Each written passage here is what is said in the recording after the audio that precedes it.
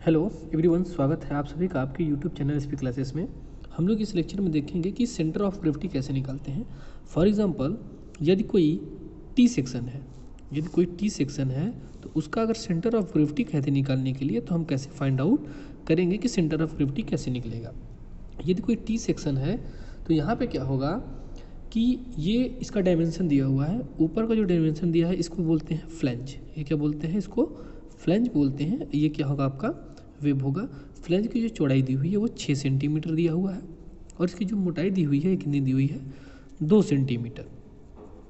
और टोटल जो हाइट दी हुई है इस टी सेक्शन की वो है 6 सेंटीमीटर और वेब की जो चौड़ाई दी हुई है ये भी कितनी दी हुआ है, 2 सेंटीमीटर।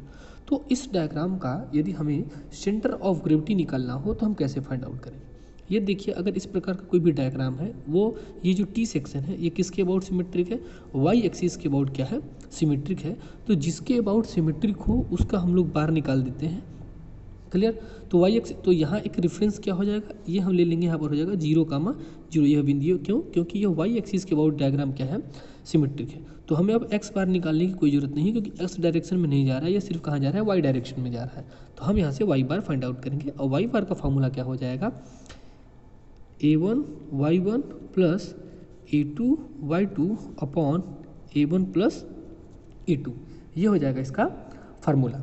अब निकालना कैसे, इसे देखिए हम 2 टुकड़ों में डिवाइड कर लेते हैं। यहाँ से ये हो जाएगा डायग्राम नंबर, आयत नंबर फर्स्ट, और ये हो जाएगा सेकेंड। तो अब यहाँ से ये टोटल हाइट जो है वो 6 है और यहाँ से 2 निकाल देंगे तो ये टोटल हाइट कितनी बचेगी, 4 सेंटीमीटर। कितने सेंटीमीटर, 4 सेंटीमीटर।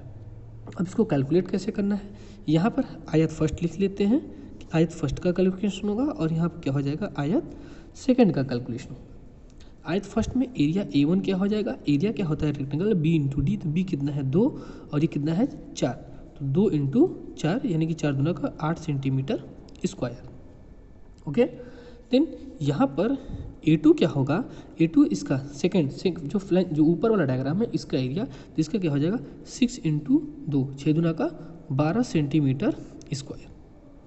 देन अब हम यहाँ से निकालेंगे y1 क्या होगा, यहाँ पर रेफरेंस 0,0 है, ये बिंदु है, मूल बिंदु जो है वो यहाँ पे है। तो अब रेक्टेंगल के लिए जो इसका सेंटर ऑफ ग्रेविटी होता है वो होता है d/2, हाइट के लिए d/2, अगर x में होता तो क्या लेते हैं b/2। x में ये पहले आयत के लिए तो कितना है, 4 है, कितने का 4/2 यानी कि 4/2 यहाँ से 2 सेंटीमीटर। देन y2 क्या हो जाएगा, दूसरे डायग्राम के लिए देखिए, रेक्टेंगल के लिए तो होता है d/2, डी इसका कितना है 2, तो लेकिन ये इसके रेफरेंस से कितना ऊपर है, 4 है, तो यहाँ पर हम लोग कर देंगे +2, तो यहाँ कट जाएगा तो आएगा 1 + 4 आर इक्वल टू कितना, 5 सेंटीमीटर।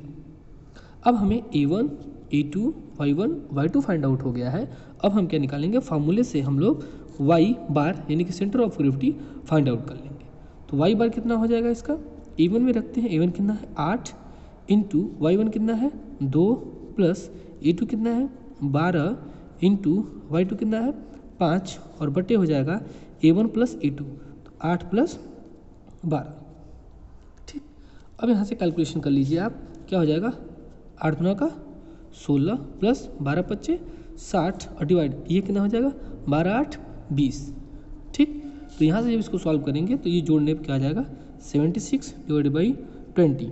इसको जब आप सॉल्व करेंगे with the help of calculator तो वाई बार की जो वैल्यू आ जाएगी वो जाएगी 3.8 सेंटीमीटर, और उसको mm में कन्वर्ट करना है तो हो जाएगा 38 mm।